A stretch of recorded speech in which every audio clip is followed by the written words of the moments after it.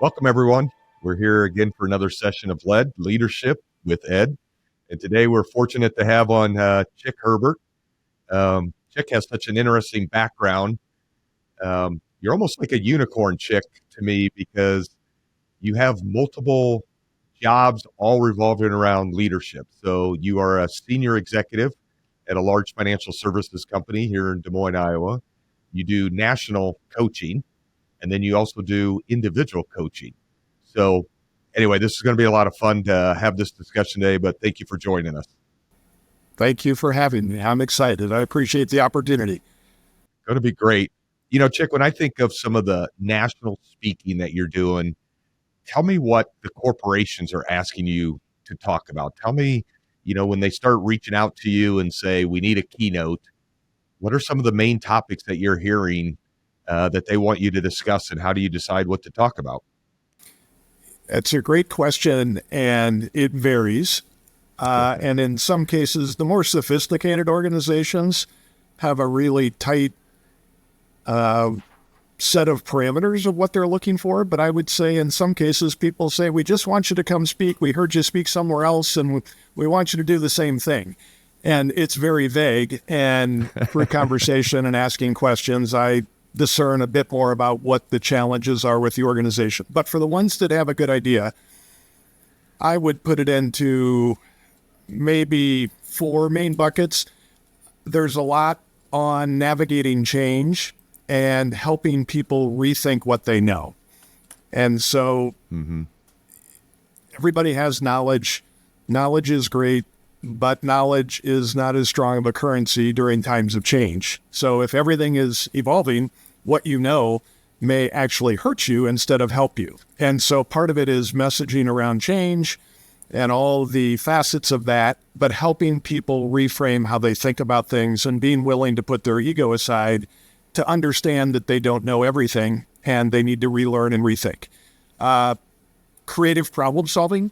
So equipping people to have the skills across an organization to look at things differently and become better problem solvers instead of firefighters. I think people are very good at being responsive to situations, but that's very different than putting proactive steps in place to prevent things from happening. A lot around accountability and leadership. So if I'm a leader and speaking to a group of leaders, giving them tools so that they can create a highly engaged team, but also how do they hold people accountable? Because those two things aren't mutually exclusive. And I think that's an area that a lot of leaders struggle with, holding people accountable and having firm expectations around performance. And a lot is just around people development, coaching, and the role of the leader in today's organizations. And what does that mean? And my approach with any keynote is always to be very practical. People say, are you a motivational speaker? And I say, not by definition. That's not, to me, a motivational speaker is great. And I've sat through some incredible motivation presentations, but I want people to walk out with very tactical things that they can put in place tomorrow. Some action items. If people are motivated by that happening, that's great, and that's generally the case. Why do you find the accountability is difficult? You said that a lot of leaders struggle with that. Is that the fear of the conversations? Is it the lack of documentation? What's the hurdle with accountability? Probably those and more. I think for a while, employees had the upper hand during COVID and were able to move around organizations and secure more money. And so there's still that scar of how do I retain key talent, and I can't set too hard of or high of expectations on people. I also think many leaders are not good at setting expectations and having clearly defined goals. So it's really tough to hold someone accountable to nothing.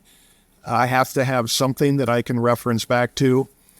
And that all requires good conversations and being very intentional about how you go about goal setting, managing performance, setting expectations. And that's just not an area that people are very good. And there's no question that if I'd have people raise their hands during a session about who enjoys conflict, and it doesn't have to be conflict, but it's opposing views, it's a small percentage of the audience. So I think people generally just shy away from having a conversation that they perceive to be challenging. Do you find, there's so many leadership books out there. There's podcasts, there's, speakers and different things. Is it more difficult to find the actionable items or find the strategies and the tools that work for them? Or is it more that it has to be, from a company standpoint, top down, like ingrained in their core training, like it's a learned skill? Good question. There are so many resources out there. Podcasts, YouTube videos. I don't think it's for lack of resources. And there are still new ideas that get put out in the leadership space without question. But a lot of it is repackaging what's been out there before and maybe a slight twist, and it's a new framework. I think personally, and it gets into what my book is about, it's experiential learning is so important.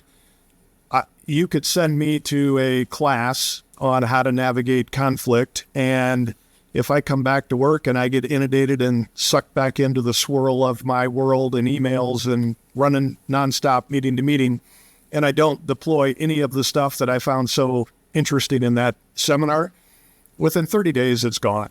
And so I don't think it's the lack of resources or providing those resources to people. I think it's the lack of application that happens after those resources are providing. And is the leader a good coach to help that individual navigate through those real conversations using the tools that they learned? Yeah, it's interesting because you mentioned the book, and so for everyone here, it begs the question by Chick Herbert.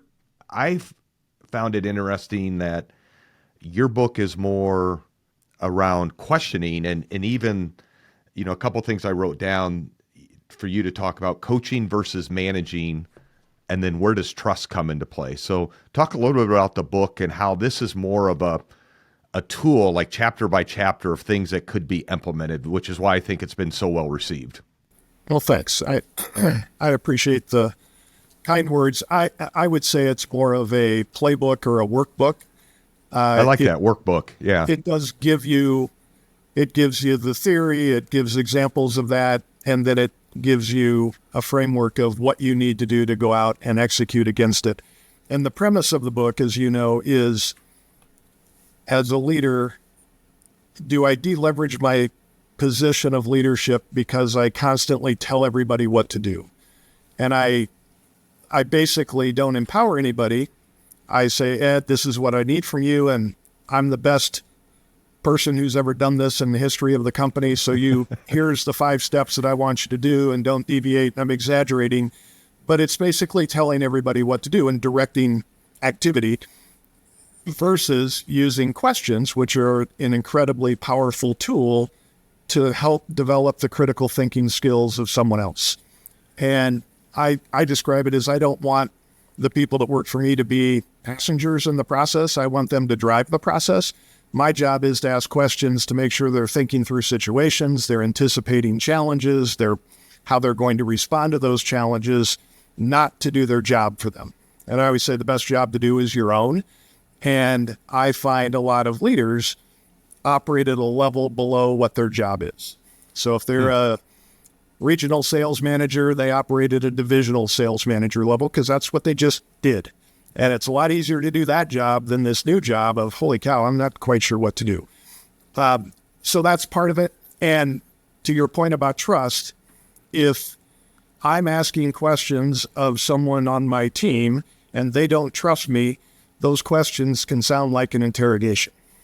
And I tell people, I'm going to ask you questions. My intent of asking you questions is not to be punitive or to make you feel uncomfortable or make fun of you if you don't know the answer. It is to help you develop your critical thinking skills. But if they don't trust that that's true, because I've said that, I call them karaoke leaders. You say all the right words, but you sound terrible because it's not authentic.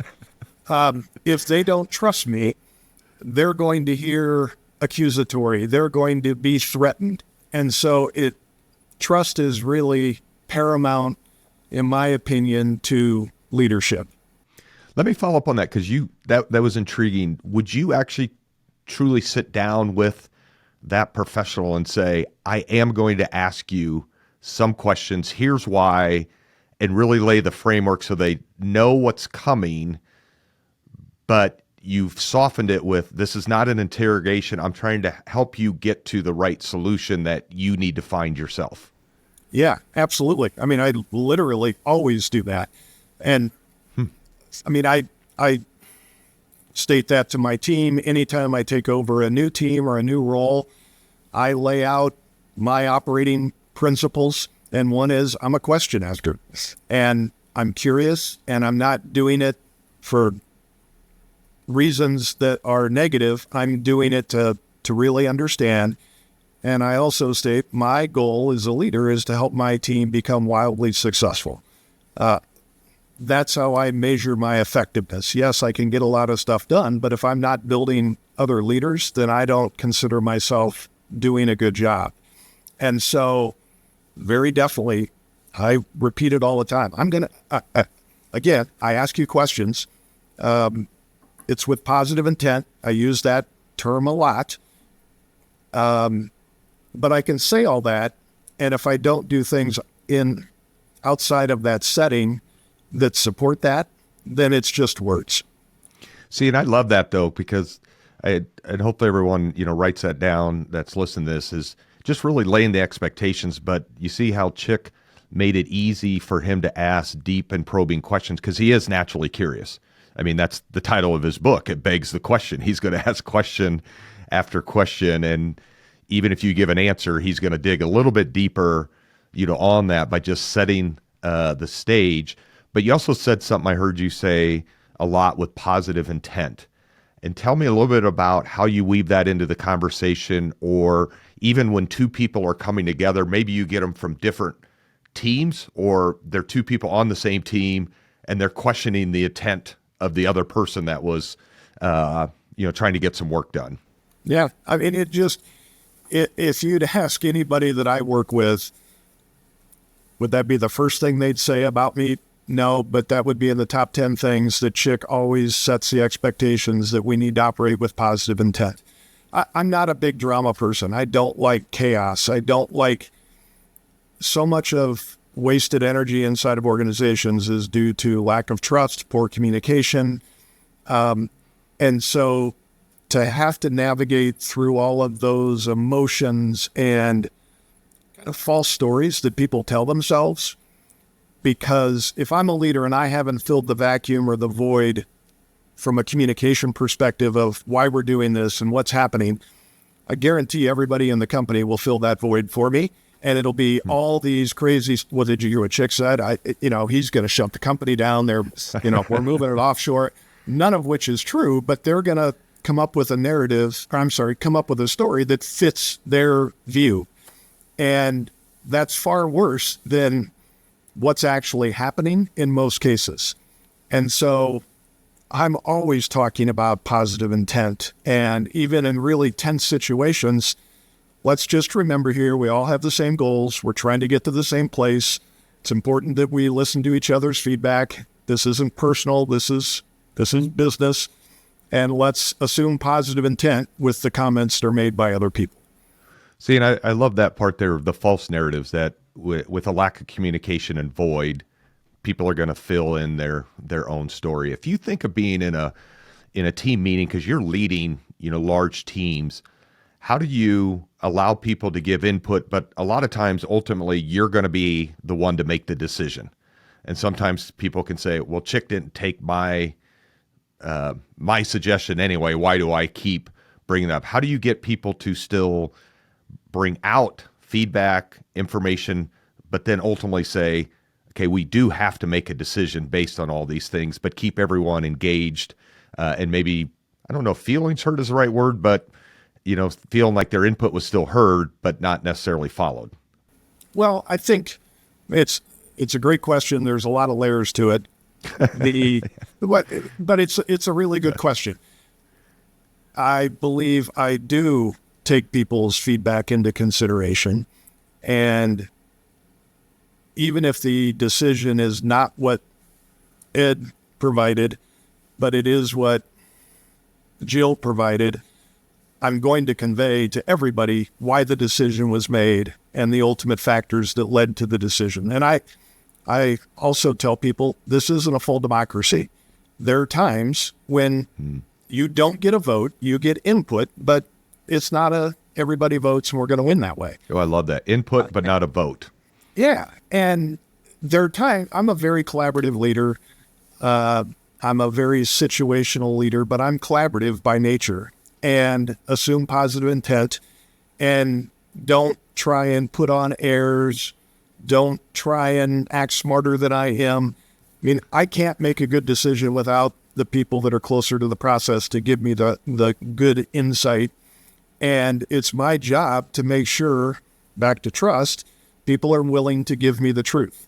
And then I'm going to make the best decision I can make with the information that I have, and it's not always perfect. But I will also circle back, as I said, and always convey how the decision was made. And here are all the factors that we had to think about. And we use a tool called the decision document, which basically outlines, here's option A, here's option B, here's option C, here's the kind of the pros, the unintended consequence potential, the cost, all of those things, so that it's as logical as can be. But there still comes a time when gut is part of it. And, the one thing with that, my kids. And so one of my sons served in the Army and was an intelligence analyst in Afghanistan. And in the command center, they would talk about the truth. And the truth was what intel they had to make decisions on missions and where to send people and what the threats were. And then the ground truth was what was actually happening on the ground around the country. So if this is the truth and the ground truth, there can't be a huge gap. Because if there's a huge gap in their situation, people die. Yep. Not that big of a deal inside of a company, but if people aren't willing to tell me the ground truth because they don't trust me to use it in a positive way, then I'm never going to have the right information to make decisions. So again, going back to trust, it's all tied to that. People have to be comfortable telling me things that may upset me or say, Chick, you completely missed the boat here. You're going in the wrong direction. And I have to have an ego that is not so big that I accept that and I'm willing to course correct accordingly.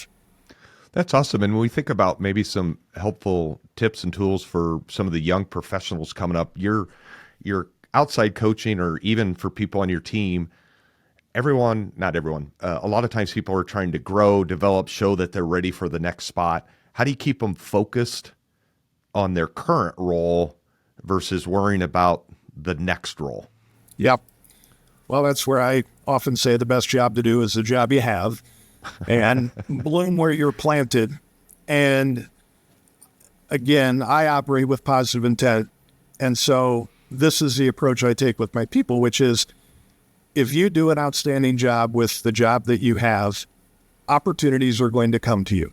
Now, you have to have faith that I'm going to fulfill that and operate that way. Yeah, and recognize it as it's happening. Yeah, and trust, have a bit of trust in me as the leader or the leader that they work for.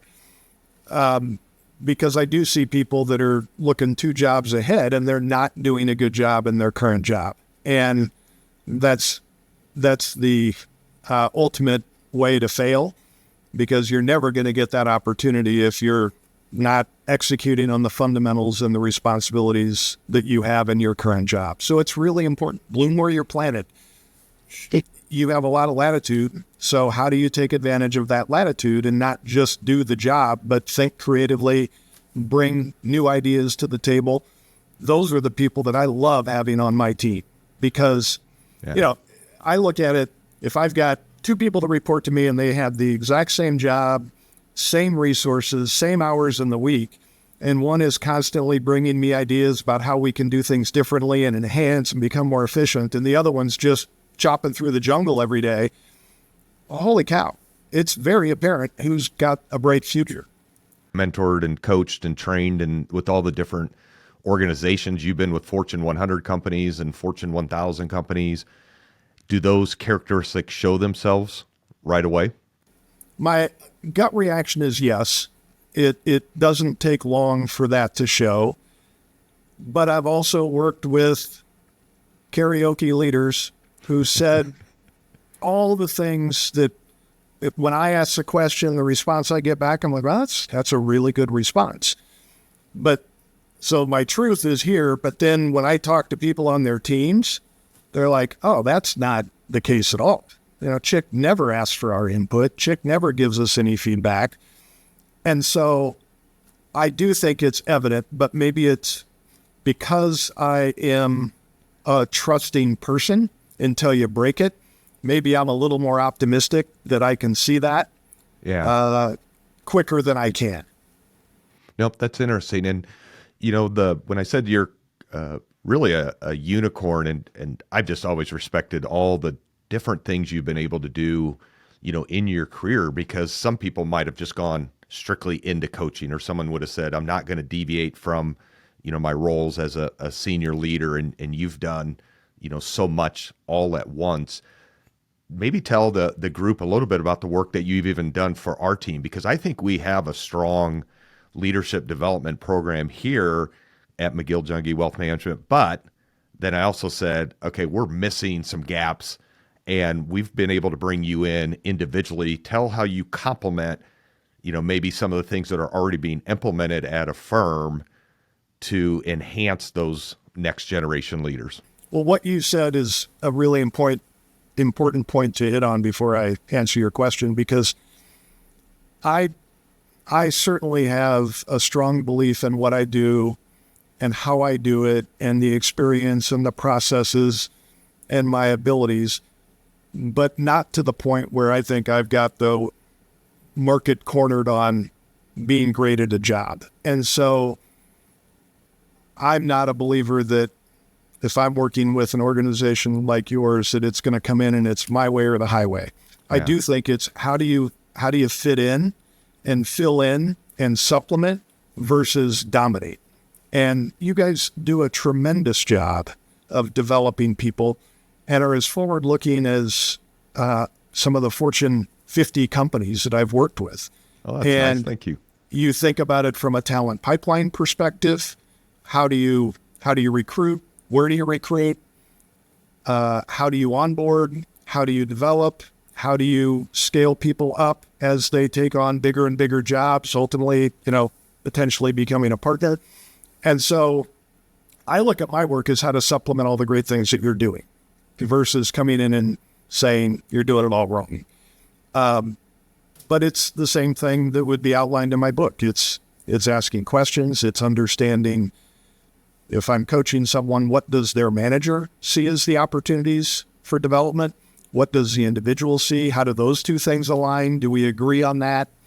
Are we triangulated in so I know where to focus and in areas that will make a big impact? And so to me, it's all about what are the skills or the competencies that are required for the organization that I'm working with, and how do I help develop people in those areas? It was interesting watching you work because, we had been good friends for so long, and then you take that step of saying, hey, Chick, I want to introduce you to our firm and help some of us, and you hope everything works well, and it's actually even been better than what we all anticipated.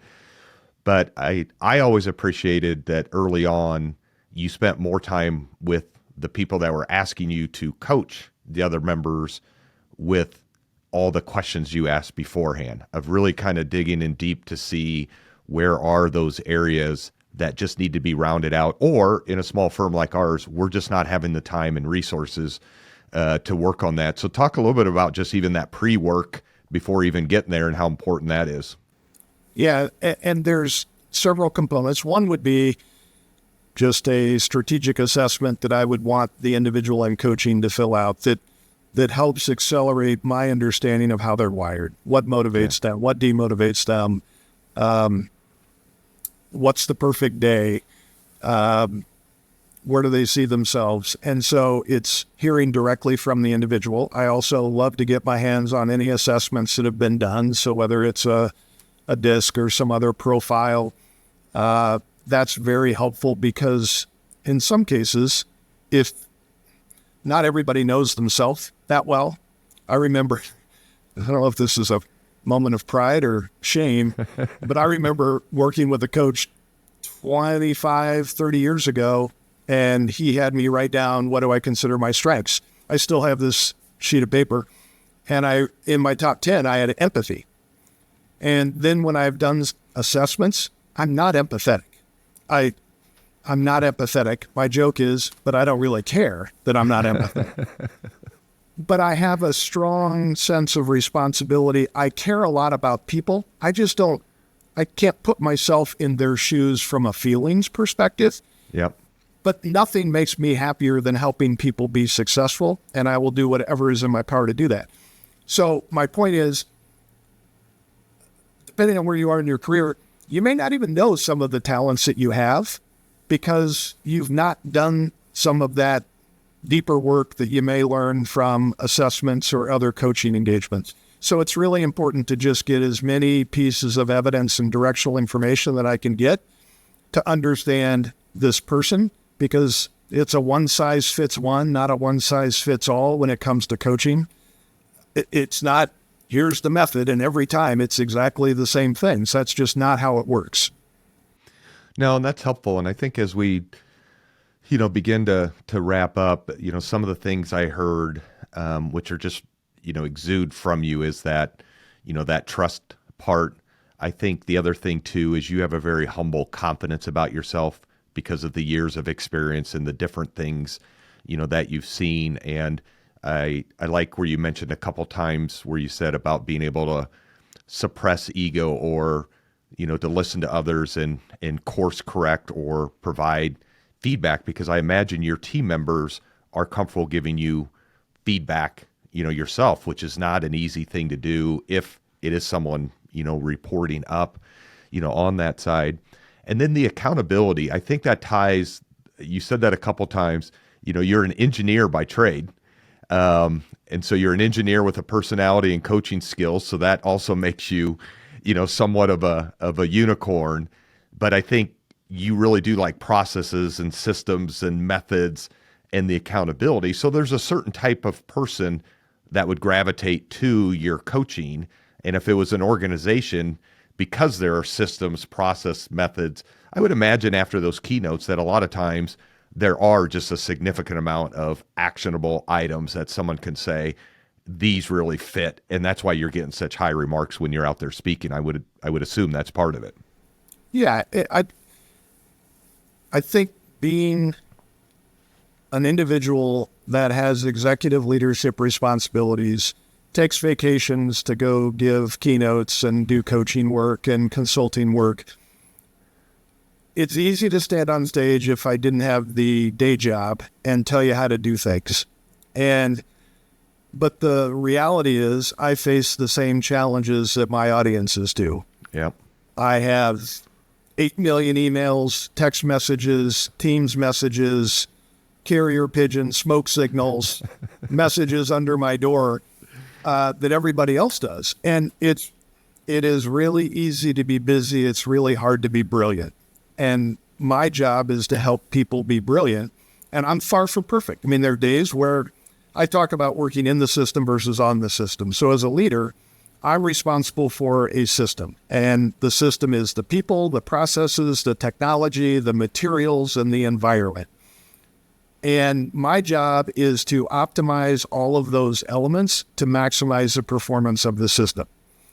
And what I find is people spend all their time working in the system. They're down chopping through the jungle instead of taking time to elevate their perspective and take their altitude up and look out in a more broad fashion because they're so busy. And I'm so busy too. So the biggest challenge is, how do you carve out time to do those on-system activities in the middle of a chaotic life? And Yeah. at the end of the year, I can say, why I really wanted to do that, but I was busy. But the people that excel are the ones that find a way to do that and come to you and say, I've been thinking about our system, and I think we're lacking a good process for how we onboard new people. I'd like to take that on, and I've got some ideas. Oh, wonderful.